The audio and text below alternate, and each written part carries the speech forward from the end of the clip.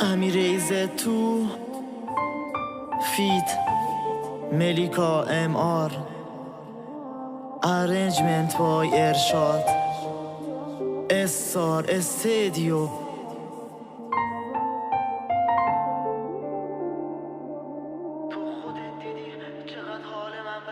تو خودت دیدی چقدر حال من بده، این استرس لعنتی قالمو میکنه. این دردای من نداره تمومی، به خدا این خیانتت کرده منو از تو جدا. این شبا که ندارم حسی من دیگه، حرفای پشت سرت بهم حس بد میده. این دردای تو سینه نداره درمونی، میبینم کنارت بازمون بچه کونی. همش تو فکرمی، همش میای جلو چشام. این روزگار لعنتی هم گذاشتون فشار، یه فشار عصبی، یه درد شدید دارم توی سینم، به خدا همش میده آزارم. فقط دستاته که میگیره استرسو، خیره به گوشیم ببینم اون اسمسو. خودم دیدم تو خیابون گرفت دست تو، چطوری روز میشه بازم میگی بیام سمت تو؟ چطوری میتونم فراموش کنم خیانت تو؟ مگه نمیگفتی همه جوره کنارتم؟ خب ولی بازم میگی امیر اشتباه حس تو، میگی امیر نلرزه دستات نگیر استرسو. من گذشتم از همه چی، حتی خودم، حتی دورو بریا من فکر میکنن خودم. من بیزارم از شبای لعنتی با تو،